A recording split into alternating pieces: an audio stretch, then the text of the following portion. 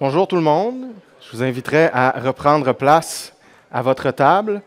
Donc, pour cette portion de la journée, on essaye un peu d'honorer une partie du mandat de la chaire en fiscalité qui est de favoriser la discussion, d'être un lieu d'échange et de développement des politiques.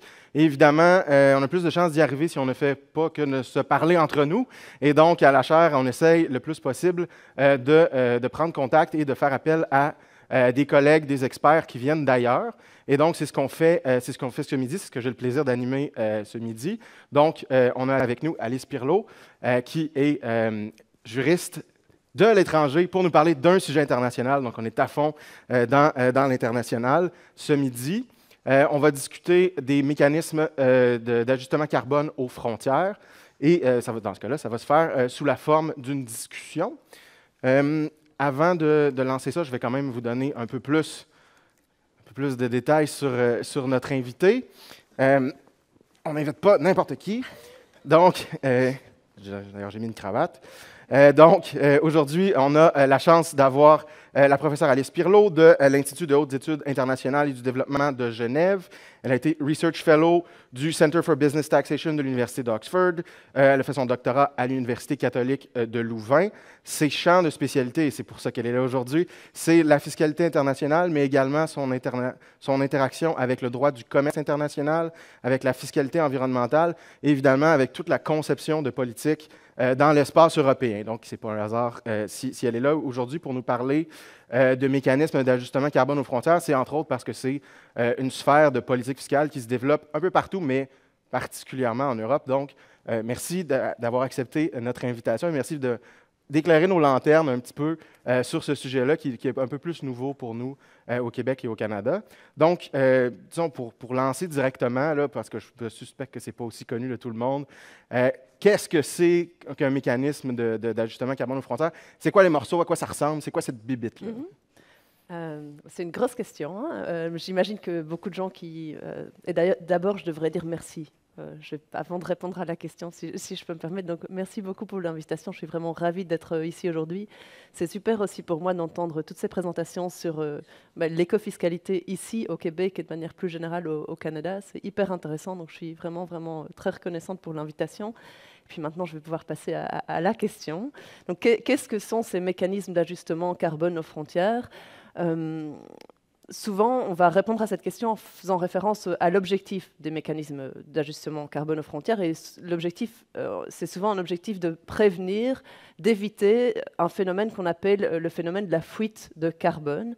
Ce qu'on appelle fuite de carbone, c'est cette idée que si on adopte des politiques climatiques ambitieuses dans un État, eh bien, la réduction en termes d'émissions qui va avoir lieu sur cet État va en fait mener à une augmentation des émissions ailleurs. Pourquoi ?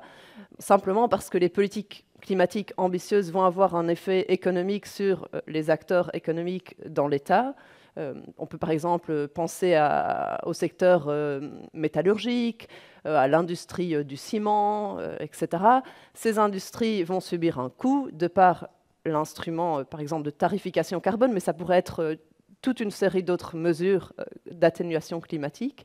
Et donc, cette industrie, si l'effet est suffisamment important, va être éventuellement tentée de relocaliser ses activités sur un territoire où aucune mesure d'atténuation carbone n'a encore été envisagée, ou simplement va perdre sa position de concurrence à l'échelle internationale. C'est-à-dire que cette industrie pourrait simplement être amenée à devoir cesser ses activités.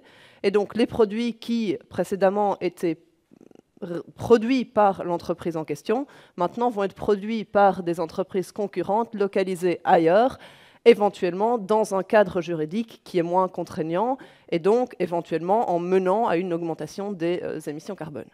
C'est considéré problématique pour deux raisons principales. Une raison économique.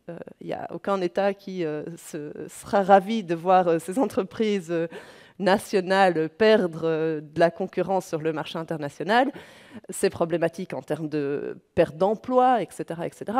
Mais c'est aussi problématique, en tout cas c'est ce qui est avancé très souvent par les hommes et femmes politiques, en termes de protection de l'environnement. Parce que si vous adoptez une mesure d'atténuation qui en fait augmente les émissions carbone ailleurs, eh bien, cela peut donner l'impression que la mesure n'a pas d'effet positif. Ce n'est pas un argument qui est ultra convaincant parce qu'en réalité, le taux d'émission qui va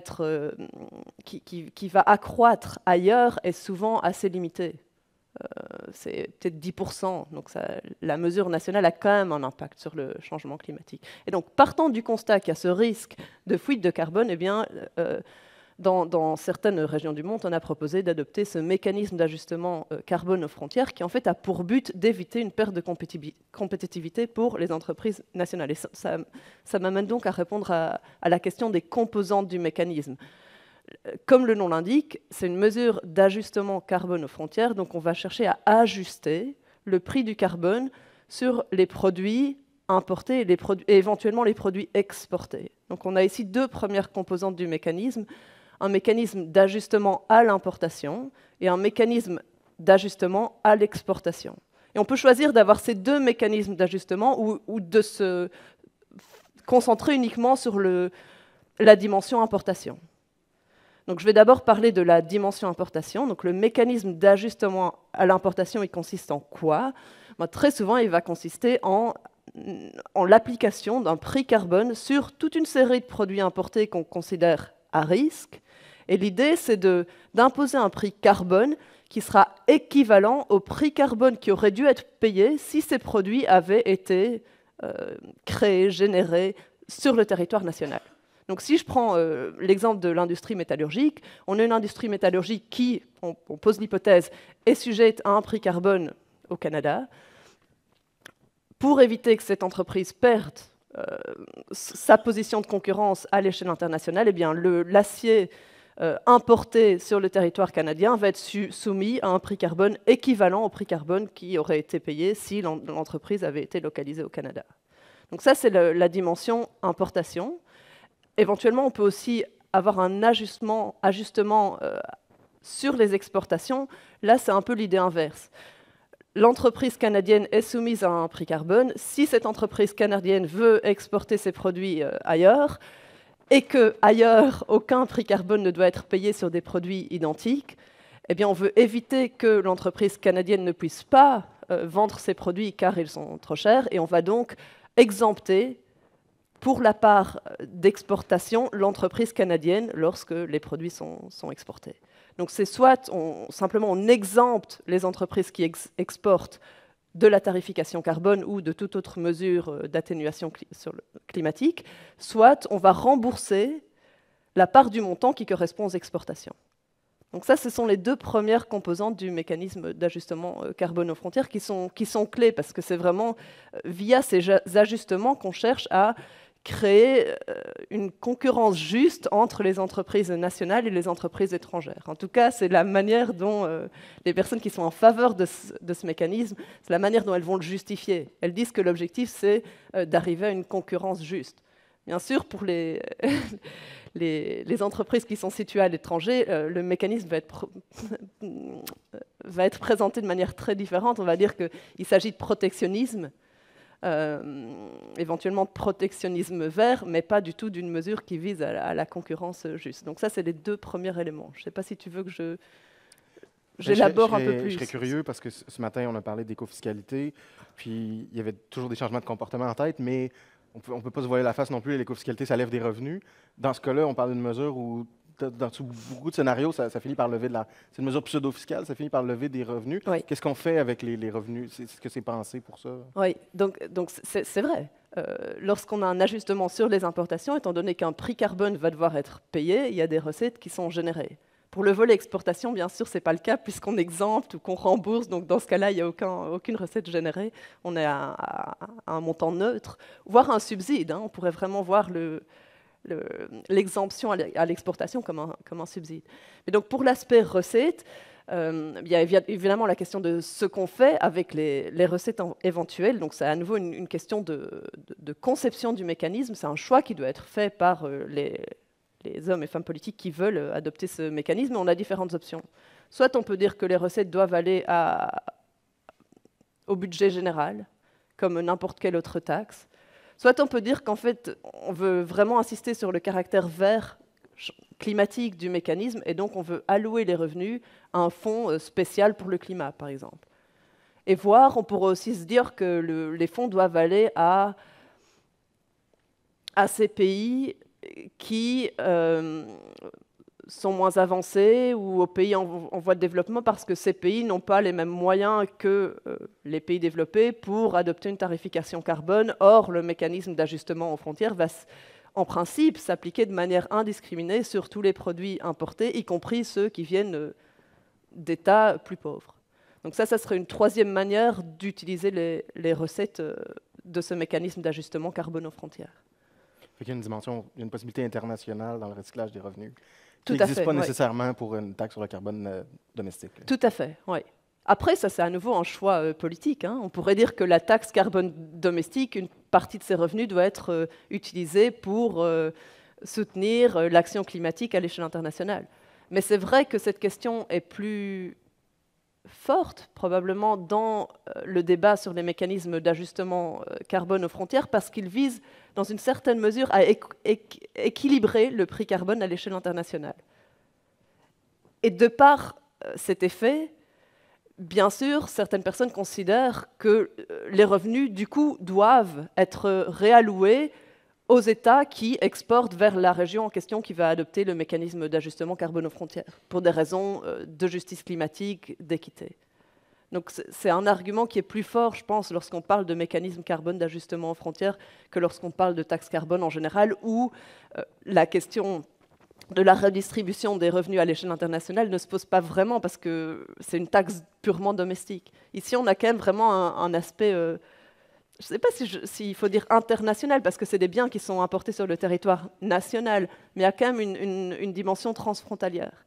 Il y a cette professeure qui donne cours à l'université européenne, à Florence, une institution fort reconnue en Europe, et elle a utilisé le concept d'extension territoriale pour parler de ce type de mécanisme, parce qu'elle dit que ce n'est pas un mécanisme qui est extraterritorial en soi.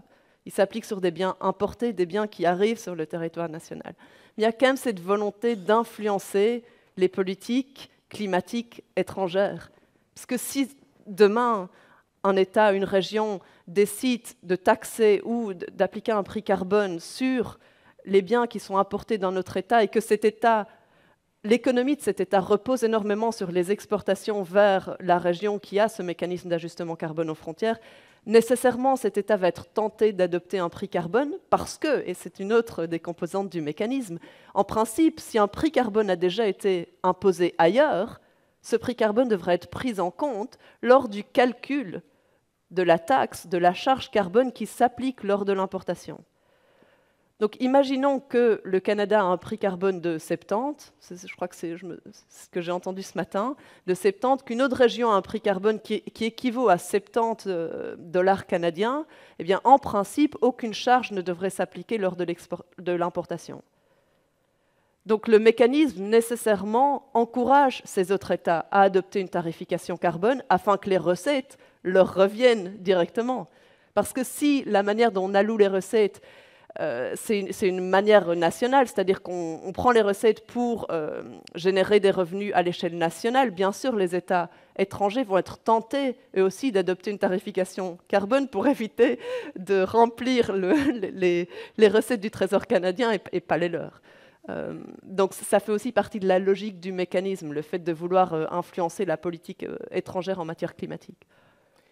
Mais dans le fond, justement, sur la fuite carbone, d'une certaine façon, il y a une partie de nos politiques qui sont censées d'éviter ça dans les politiques nationales. Donc, on a toute la tarification fondée sur le rendement qui en tout cas, supposée être une solution à la fuite de carbone, les allocations gratuites dans le SPED, dont il va être question tout à l'heure. Comment est-ce qu'on envisage ces mécanismes-là parce que ces politiques-là nationales ne font pas le travail par rapport aux fuites, ou c'est des États qui n'ont pas ces mécanismes-là qui envisagent ce deuxième outil possible? Alors, je ne suis pas économiste, mais j'ai quand même un peu lu la littérature économique. Mais si je fais une erreur, j'invite les économistes à s'opposer à ce que je dis. Mais généralement, quand on lit la littérature empirique, on voit que le phénomène de fuite de carbone n'est pas vraiment quelque chose qui existe. Pour la simple et bonne raison que la plupart des États qui ont adopté des politiques climatiques ambitieuses, généralement, ont combiné ces politiques climatiques ambitieuses avec des mécanismes visant à limiter le phénomène de fuite de carbone. C'est le cas du mécanisme que tu viens de mentionner. Ce mécanisme de rendement, c'est également le cas des mécanismes de quotas gratuits lorsqu'on a un système de permis carbone. C'est le cas des exemptions dans le contexte de la taxe carbone. Des États, la plupart, enfin je ne connais pas un État qui a une taxe carbone qui n'a pas des mesures spécifiques d'aide en faveur de ces entreprises qu'on considère à risque.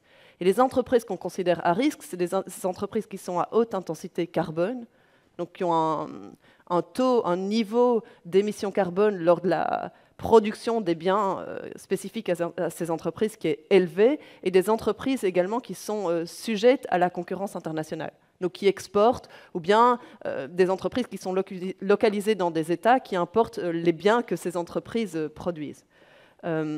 Et donc on a cette panoplie de mécanismes qui visent à éviter cette fuite de carbone, étant donné qu'on ne voit pas en pratique la fuite de carbone, le phénomène de fuite de carbone se réaliser. Il y a des gens qui disent mais en fait il ne faudrait aucun mécanisme d'aide. On peut taxer ces entreprises sans problème, on peut avoir une politique climatique ambitieuse, il n'y a pas vraiment de risque. Beaucoup de gens pensent que si on supprimait ces mécanismes du jour au lendemain, ce phénomène de fuite de carbone aurait quand même lieu, et c'est pour ça qu'on a la proposition d'adopter des mécanismes d'ajustement carbone aux frontières. Ces mécanismes diffèrent dans la mesure où le mécanisme d'ajustement carbone aux frontières, dans sa dimension importation, il vise à renforcer le prix carbone. C'est-à-dire que l'entreprise métallurgique localisée au Canada, elle va être soumise au prix carbone, à la tarification carbone. Et pour éviter les problèmes de perte de concurrence, eh bien, on va imposer un prix carbone également sur les biens importés. Dans la dimension exportation, l'effet il est assez similaire aux quotas gratuits, mécanismes de rendement et autres, puisque là, à nouveau, on limite très fortement le signal prix sur ces produits, étant donné qu'on va les exempter ou rembourser la part de prix carbone qui correspond aux exportations. Donc il y a des similitudes dans la mesure où ces mécanismes s'appliquent aux exportations, et puis il y a une énorme différence lorsque le mécanisme s'applique aux importations, puisque là, la volonté, c'est vraiment de renforcer le signal prix, tant au niveau national qu'au niveau mondial, puisqu'on va appliquer son prix carbone sur des produits qui ont été créés ailleurs, en fait. Donc, je comprends que l'adéquation ou la complémentarité des politiques dépendent en fait foncièrement de la structure commerciale, de ce qu'un pays importe, de ce qu'un pays exporte, de s'il y a de la compétition de l'étranger dans ses propres marchés ou non. Oui. Et donc, tous les pays ne sont pas du tout égaux sur ces questions-là. Ouais, c'est un point très important. Et on voit aussi que la manière dont les secteurs à risque sont définis, donc si vous allez analyser la loi canadienne et que vous la comparez à la loi ou la réglementation européenne, les secteurs qui sont considérés comme secteurs à risque ne sont pas exactement les mêmes. Alors il y a bien sûr toujours des similitudes. L'industrie du ciment, de l'acier, du fer, ces industries sont généralement considérées comme industries à risque. Mais il y a quand même des différences. Par exemple, je crois qu'au sein de l'Union européenne, l'industrie du concentré de tomates tombe dans les secteurs à risque, par exemple. Bon, c'est assez surprenant.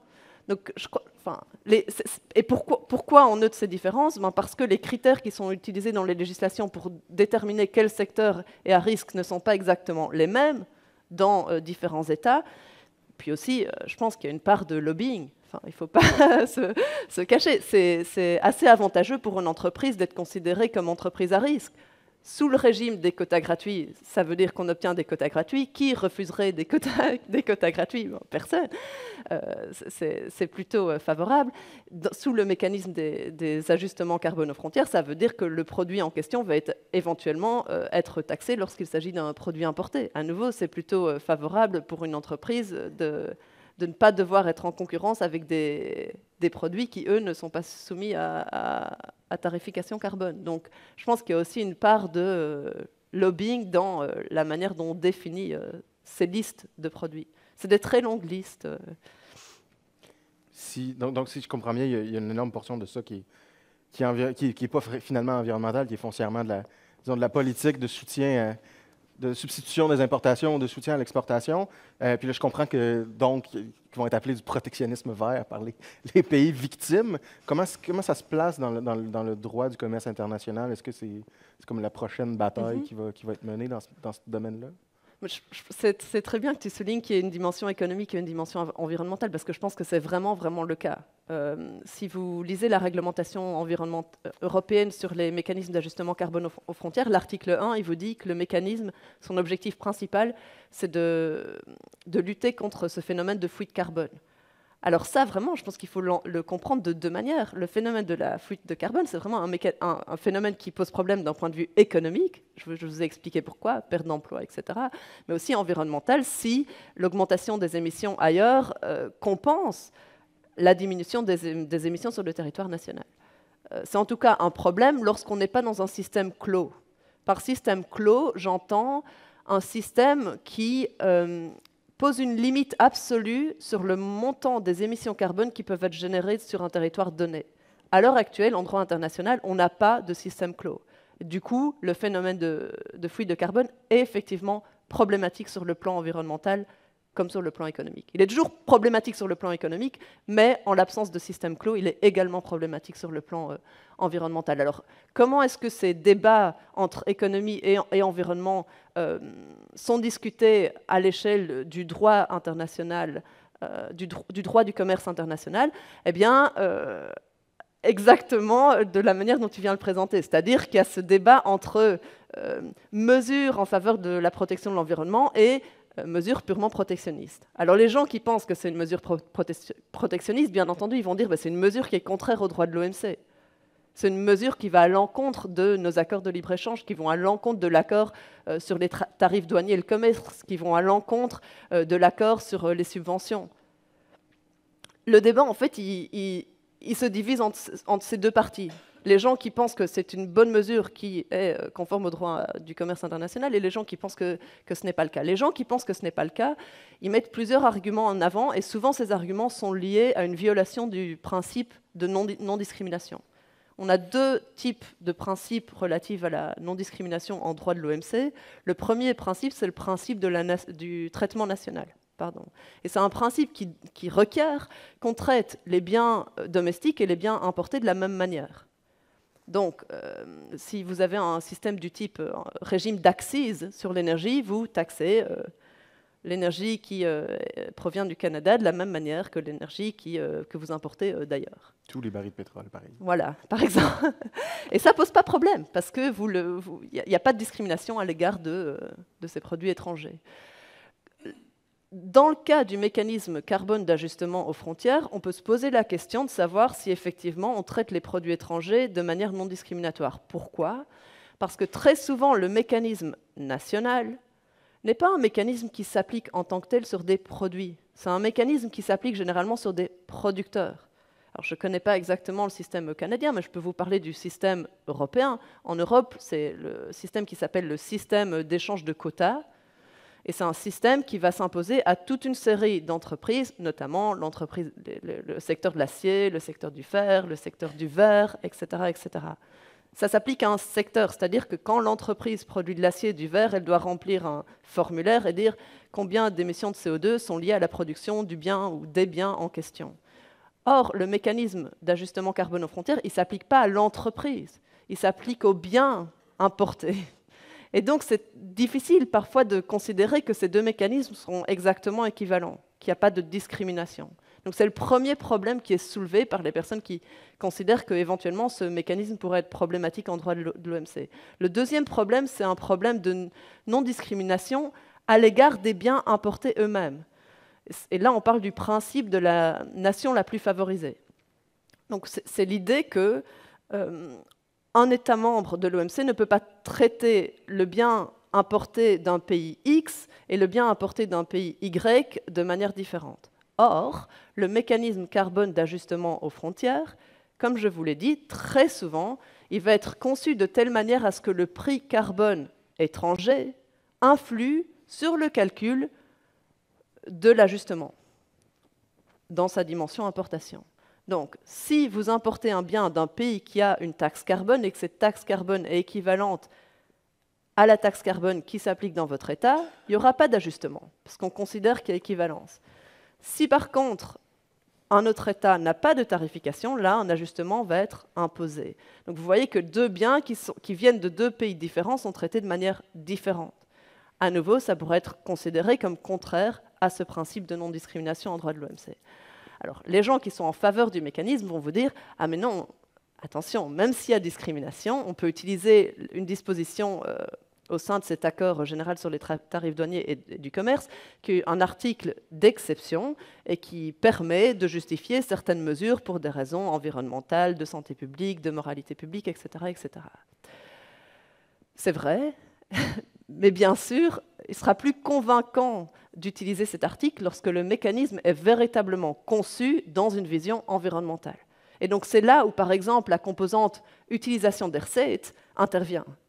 Beaucoup de juristes ont dit qu'il était très important que ces recettes soient utilisées à des fins environnementales parce que ça renforce l'idée que ce mécanisme, véritablement, il a une vocation environnementale et pas une vocation protectionniste.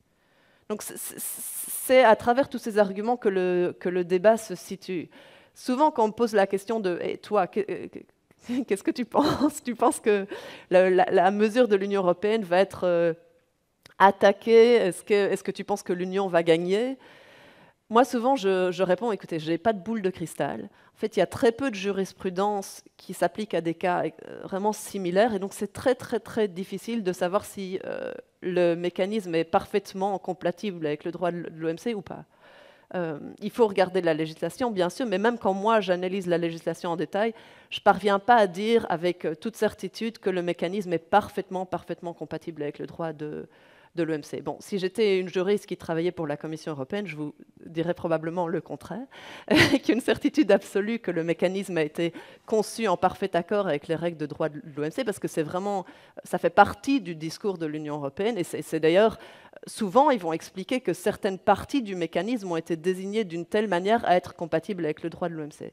Moi, en tant que personne qui travaille à l'université, j'ai un discours qui est un peu différent, c'est logique.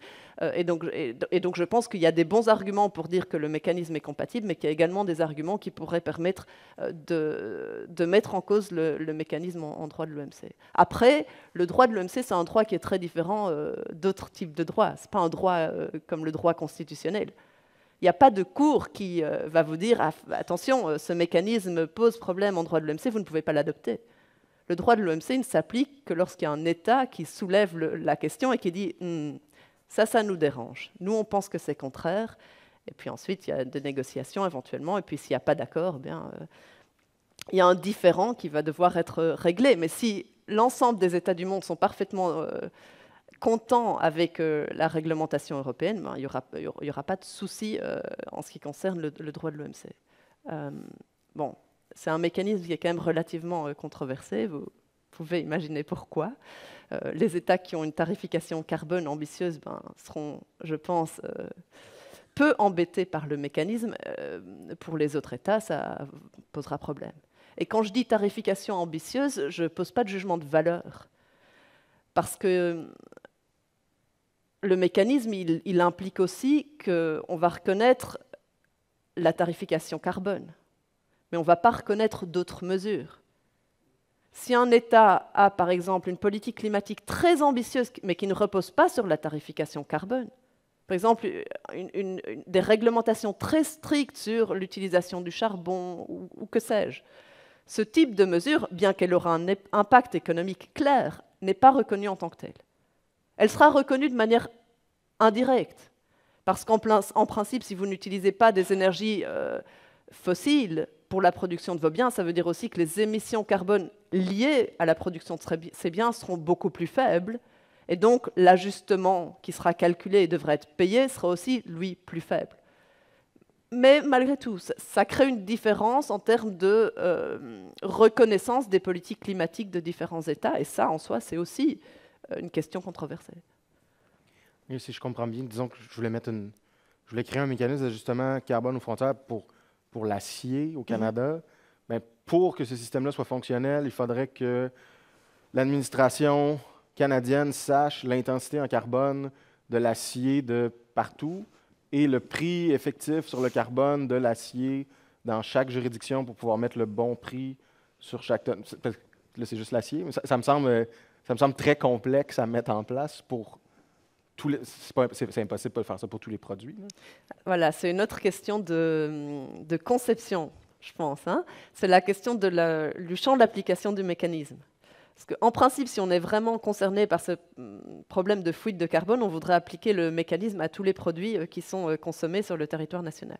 Du bic au téléphone, je dis bic, je ne sais pas si c'est un terme qu'on utilise au Canada, du crayon au téléphone portable, à la voiture, etc. D'un point de vue administratif, ça serait extrêmement compliqué parce qu'il faudrait avoir une traçabilité des émissions carbone liées à la production de tous ces biens lorsqu'ils sont importés.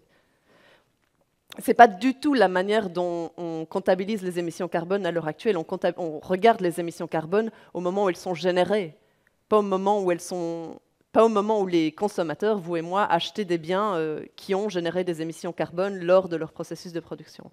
Donc ce qu'ont fait les États qui ont maintenant adopté un mécanisme d'ajustement carbone aux frontières, et en l'espèce c'est uniquement les États de l'Union européenne à travers cette réglementation européenne, c'est de limiter le mécanisme à une série de produits. L'acier, le fer, certains engrais, l'hydrogène, je crois aussi l'aluminium. Il y a toute une série de produits, mais c'est relativement limité. Et donc, ça rend le problème administratif aussi moins complexe. Ça ne veut pas dire qu'il n'est pas complexe, parce qu'effectivement, il va falloir savoir quelles sont les émissions associées à la production de l'acier qui est importé de Chine, d'Inde et d'ailleurs, quelles sont les émissions carbone liées à l'importation de l'aluminium qui provient du Mozambique. Je mentionne le Mozambique parce qu'en fait, le Mozambique exporte pas mal d'aluminium vers l'Union européenne et c'est un pays très pauvre. Donc c'est un pays qui, entre guillemets, pose problème parce que pour le Mozambique, ça va fortement augmenter les coûts de l'aluminium qu'ils exportent vers l'Union européenne et potentiellement poser problème au niveau de la situation économique nationale.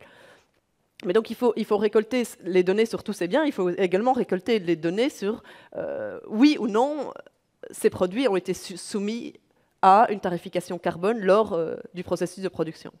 Et là, à nouveau, c'est un challenge administratif clair.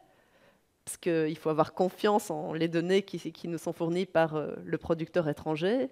Il faut être sûr que le prix carbone a été effectivement payé. Il faut être sûr que le prix carbone qui a été payé n'a pas été remboursé par ailleurs de manière discrète et subtile, etc., etc. Donc ça, c'est un défi qui doit maintenant être réglé, entre guillemets, par l'Union européenne. Donc je pense que le Canada, s'il adopte un mécanisme d'ajustement carbone aux frontières, pourra s'inspirer des erreurs et des solutions mises en place par l'Union européenne, parce que l'Union européenne est en train de faire face à ce défi actuellement. Parce que le mécanisme européen ne requiert pas encore qu'un prix carbone soit payé lors de l'importation de cet acier, ciment, etc., etc. Mais par contre, il requiert que des formulaires soient déjà remplis avec l'ensemble de ces données. Jusqu'en 2026, où là, en principe, le mécanisme devra s'appliquer de manière plus stricte, c'est-à-dire qu'un prix carbone devra être payé, à tout le moins en proportion de la diminution des quotas gratuits. Donc l'Union européenne ne va pas supprimer ces quotas gratuits du jour au lendemain. Ce qu'ils vont faire, c'est qu'ils vont les diminuer progressivement. Et donc, cette diminution progressive va s'accompagner d'une introduction progressive du mécanisme carbone d'ajustement aux frontières. Donc si vous recevez encore 90% ou 90% de quotas gratuits, eh bien c'est seulement sur les 10% que le mécanisme d'ajustement carbone aux frontières va entrer en jeu. Moi, je vois une opportunité d'affaires pour des consultants en certification. Ah, ça, c'est sûr. Peut-être des diplômés en fiscalité, mais ce n'est pas nécessairement une bonne nouvelle. Vous mentionniez justement là, que l'endroit où ça se fait, c'est l'Union européenne. Le reste des États, on est essentiellement... Au Canada, on a un document de consultation. Le ministère des Finances aime beaucoup les documents de consultation. C'est quoi la dynamique un peu de... Pourquoi est-ce que ça arrive dans l'Union européenne? C'est quoi la dynamique politique? C'est qui les acteurs qui font que ça arrive? C'est quoi parce que ça a traversé tous les panels. Là, comment est-ce qu'on met en place des choses? Comment on arrive à mettre en place des choses? Qu'est-ce qui fait que c'est en train d'arriver dans l'Union européenne? C'est quoi Lorsque le mécanisme a été annoncé, c'était je crois en 2019, il y avait cette volonté d'avoir un pacte vert pour l'Europe et donc d'arriver à la neutralité climatique relativement vite. Et on ne peut pas arriver à une neutralité climatique si on ne s'attaque pas aux industries qui sont en fait les plus énergivores, les plus polluantes, l'acier, etc. Je mentionne toujours l'acier, mais c'est toute cette série de secteurs. Je ne veux pas juste parler de l'acier. Oui, c'est vrai. Et donc, je crois que ça a été considéré comme un mécanisme nécessaire pour permettre à l'Europe d'arriver à cette neutralité climatique sans avoir des conséquences dramatiques sur l'économie, du type perte d'emplois dans le secteur de l'acier et du ciment, etc., etc. Le ciment, c'est un peu moins problématique, mais clairement pour l'acier, l'aluminium et ces autres secteurs. Donc je pense que ça a été vu comme une alternative aux quotas gratuits qui était nécessaire, en fait, si on voulait remplir les obligations qu'on s'était nous-mêmes fixées, en fait. Donc je crois que c'est vraiment dans ce contexte que le mécanisme a été proposé. Je crois que c'est aussi dans un contexte où on se dit que la tarification carbone, elle doit être étendue à l'échelle mondiale. Honnêtement, j'étais au sommet climatique à Glasgow il y a quelques années. Il y avait Trudeau était là et il a mentionné que l'idée c'était vraiment d'avoir une taxe carbone mondiale. Et on ne peut pas avoir de taxe carbone mondiale si on n'encourage pas l'ensemble des États à avoir une telle taxe carbone mondiale. Donc moi, je vois aussi ce mécanisme d'ajustement carbone aux frontières comme un premier pas en fait vers un club climatique, vers une tarification carbone plus étendue qu'une tarification carbone qui a juste lieu à l'échelle de certains États. Ouais. Puis, c'est la politique qui nous le dicte, mais est-ce que c'est... On vient d'avoir les élections européennes, il y a probablement le même gouvernement au final, mais est-ce que c'est quelque chose qui est... Est-ce que c'est à l'agenda politique? Est-ce que c'est partisan quand on parle de cette question-là en Europe? Ou est-ce que c'est encore dans l'arène plus technique et c'est pas là-dessus que les débats parlementaires ont lieu? Non, il y a eu des débats, bien sûr, mais je crois que la magie de ce mécanisme d'ajustement carbone aux frontières, c'est qu'à la base, c'est un terme générique. Et donc, vous pouvez mettre sous ce mécanisme toute une série d'objectifs qui va contenter tout le monde. Vous pouvez présenter le mécanisme comme un mécanisme qui a pour but de encourager le respect des obligations qui tombent sous le champ d'application de l'accord de Paris. Donc, un objectif purement environnemental. Vous pouvez présenter le mécanisme comme un mécanisme qui a pour but de favoriser la compétitivité de vos entreprises nationales, un objectif purement économique. Vous pouvez présenter le mécanisme comme un mécanisme qui a pour but de renforcer le leadership climatique européen, comme un mécanisme qui a pour but de faire payer les consommateurs pour la pollution qui est engendrée par ce qu'ils consomment. Et donc, en présentant le mécanisme de toutes ces manières différentes, en fait, vous faites en sorte qu'il y a un large éventail politique qui est en faveur du mécanisme. Le problème, c'est que ces gens ne se rendent pas compte toujours qu'en réalité, il n'est pas possible de concevoir un mécanisme qui à la fois promeut le leadership européen, promeut l'économie et fait en sorte que tout le monde respecte l'accord de Paris. Parce que les différentes composantes du mécanisme vont varier en fonction de l'objectif que vous voulez atteindre. C'est une question éminemment juridique, mais le bon juriste, ce qu'il fait, c'est qu'il regarde quel est l'objectif politique de la mesure et il fait en sorte que les composantes du mécanisme, elles soient justes pour répondre à l'objectif en question. Et tous les objectifs que je viens de citer, en fait, ils requièrent des composantes différentes. Donc on peut seulement juger de l'objectif final du mécanisme quand on a la législation en tant que telle et qu'on comprend ses composantes. Mais je crois que ça a permis en fait à ce que cette législation soit adoptée en fait relativement vite parce que ça mettait tout le monde d'accord pour des raisons différentes. Il y a quelques années, on avait cette journée de réflexion-là portait sur la mise en place d'une déclaration d'impôt unique au lieu des 2 déclarations qu'on a au Québec. Et ça ne se pouvait que dans le flou parce que dès qu'on détaillait qu'est-ce que ça voulait dire, tous les gens qui étaient d'accord n'étaient plus d'accord. Voilà, donc, je comprends qu'il y a un avantage politique à appeler quelque chose avec un nom très générique et à voir pour les détails plus tard. Dans le fond, peut-être pour conclure, est-ce que ça ne peut pas être tout ça en même temps, mais si on décide que c'est l'outil qu'on adopte pour le climat, pour atteindre les cibles de l'accord de Paris, est-ce que c'est un outil vraiment pertinent pour cet objectif-là? Est-ce qu'on peut formuler un mécanisme d'ajustement carbone aux frontières qui permette réalistiquement d'arriver aux cibles? Oui, mais je ne pense pas que c'est le mécanisme que les États choisissent ou considèrent à l'heure actuelle. Donc pour moi, un mécanisme d'ajustement aux frontières qui aurait pour objectif principal d'encourager le respect des obligations des États sous l'accord de Paris, ce sera un mécanisme qui en fait appliquerait une taxe sur les produits des États qui ne respectent pas l'accord de Paris. C'est une idée très très différente de l'idée d'appliquer une tarification équivalente entre États, quoi. Parce que l'accord de Paris, en fait, il ne demande pas qu'il y ait une tarification carbone qui soit appliquée par tous les États. L'accord de Paris il laisse une marge de manœuvre immense aux États quant à décider du type de politique d'atténuation qu'ils préfèrent. Ils peuvent adopter des réglementations, ils peuvent adopter des mesures plus volontaires, ils peuvent adopter une taxe carbone, mais c'est un choix qui reste entre leurs mains. Or, le mécanisme carbone d'ajustement aux frontières, comme j'ai essayé de l'exprimer, en fait, il tente quand même d'encourager les États à adopter des mesures de tarification carbone. Donc, pour moi, dans une certaine mesure, il va à l'encontre de l'esprit de l'accord de Paris. Si on regarde uniquement le mécanisme d'ajustement aux frontières à la lumière de l'objectif national, donc à la lumière de l'objectif de l'Union européenne de respecter ses obligations, d'arriver à la neutralité climatique, le mécanisme il remplit son but, ce qui va aider effectivement l'Union européenne à aller vers la neutralité climatique. Mais si on regarde les effets du mécanisme sur les autres États, à mon avis, il y a quand même une tension réelle avec la manière dont l'accord de Paris est formulé. En particulier, ce principe de responsabilité commune mais différenciée, qui reconnaît que les États développés sont censés en faire plus et que les États en voie de développement et les États les plus pauvres peuvent prendre un peu plus de temps pour arriver à cette neutralité climatique. Donc, moi, je vois une tension claire entre ce mécanisme d'ajustement carbone aux frontières et l'accord de Paris, bien que, à nouveau, la plupart des États qui ont proposé des mécanismes d'ajustement carbone aux frontières disent on le fait pour respecter l'accord de Paris. Et je pense que c'est vrai à l'échelle nationale, mais je pense que c'est problématique à l'échelle internationale. Oui, ils règlent le problème chez eux, mais probablement ils peltent le problème. Voilà, ouais. Ils peltent le problème chez les autres.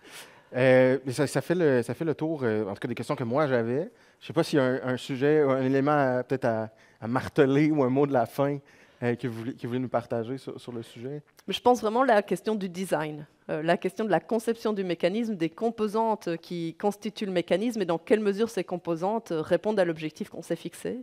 Donc si vous faites partie de discussions sur ce mécanisme à l'échelle du Canada, j'espère vraiment que vous poserez la question de l'objectif politique qui sous-tend le mécanisme et que vous vous gratterez jusqu'au moment où on vous donne l'objectif véritable et que vous vous intéresserez à la manière dont le mécanisme est conçu pour vérifier qu'effectivement les composantes du mécanisme répondent à l'objectif. Parce que je pense qu'au sein de l'Union européenne, on n'a pas fait ça suffisamment et je ne pense pas que l'objectif premier du mécanisme européen, c'est de lutter contre la fuite carbone. Je pense que l'objectif premier, c'est de renforcer le leadership climatique européen.